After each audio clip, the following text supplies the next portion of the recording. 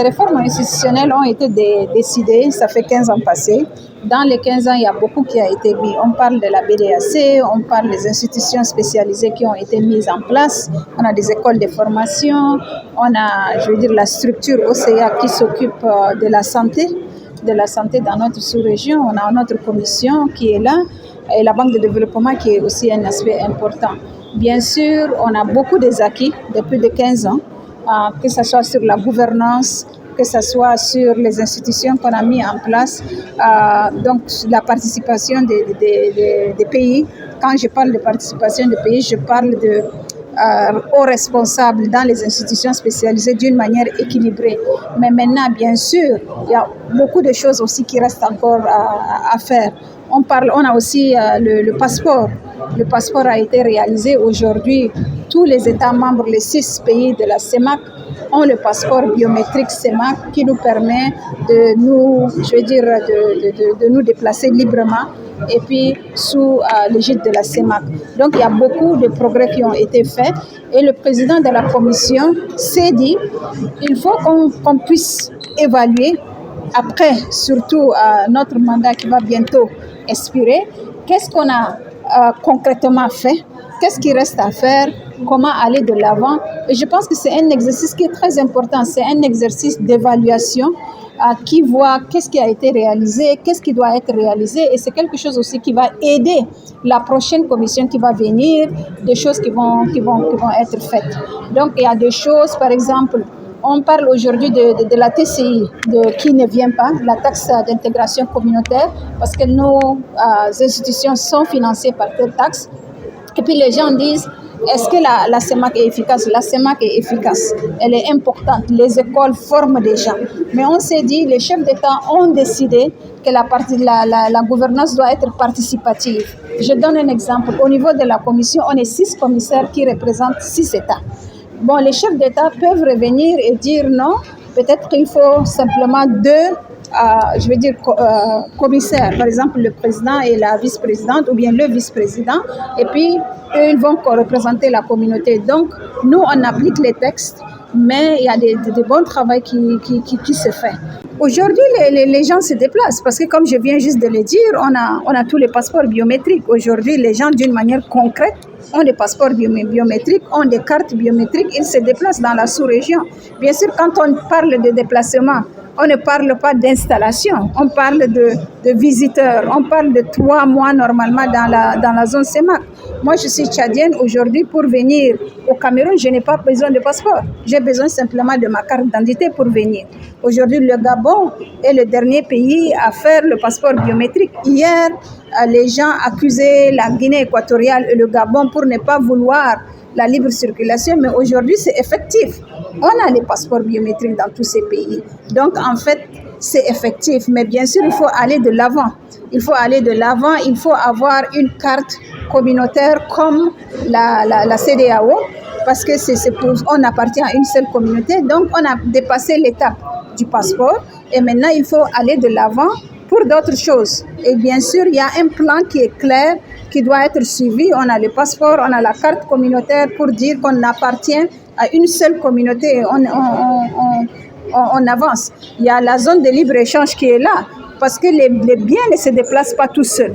Pour que les biens se déplacent, il faut aussi que les personnes se déplacent. Et donc, cette mobilisation, le fait que les gens ont la libre circulation est un aspect qui est très important pour notre commerce dans la sous-région et pour l'Afrique en général.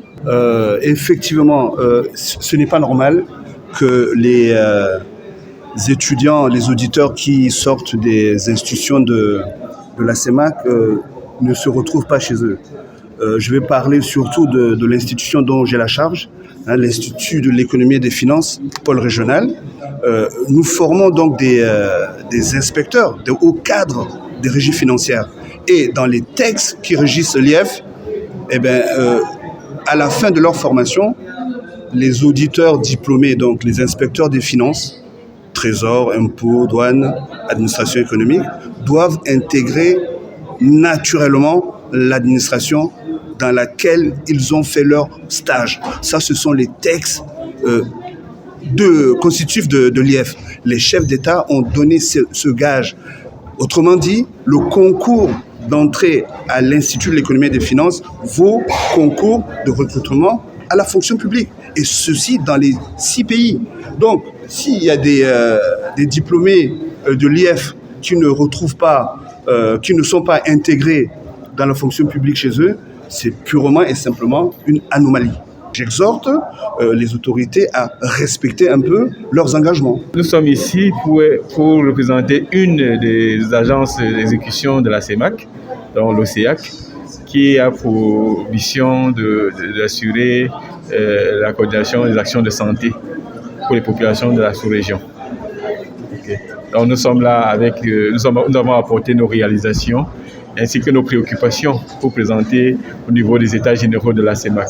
Nous sommes là pour vous dire déjà qui nous sommes en termes d'agents d'exécution. Donc nous travaillons sur les questions de santé publique et nos missions aussi, rappeler nos missions qui sont les actions de santé publique, la recherche en santé, la promotion de la santé, l'expertise ainsi que les urgences sanitaires.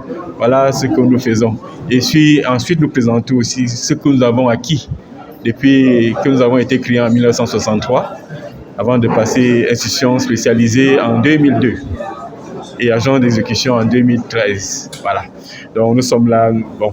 Et comme vous voyez, vous avez autour de nous les supports de communication qui présentent déjà des projets que nous accueillons et qui sont financés par nos partenaires, notamment la coopération allemande, et aussi des actions que nous avons menées récemment pour lutter contre les maladies, notamment la Covid-19. Ici, vous avez un poster qui présente l'évolution depuis mars 2000 que la Covid est entrée dans notre sous-région jusqu'à ce jour.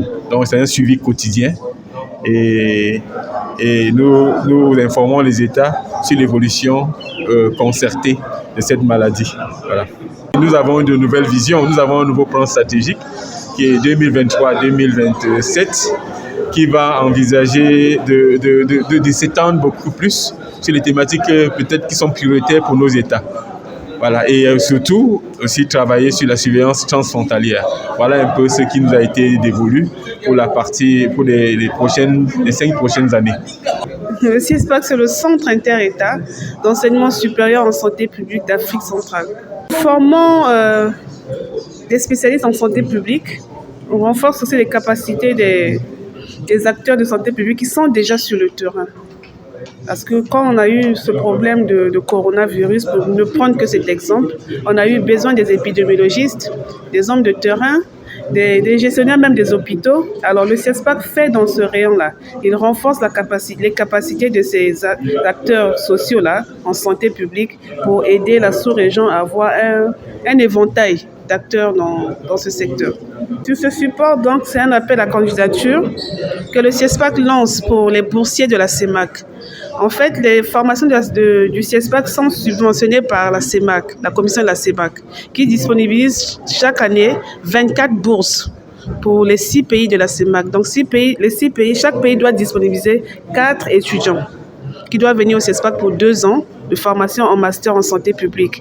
Ils sont boursiers, ils sont logés et nourris au CIESPAC et ils sont logés à Brazzaville, au Congo.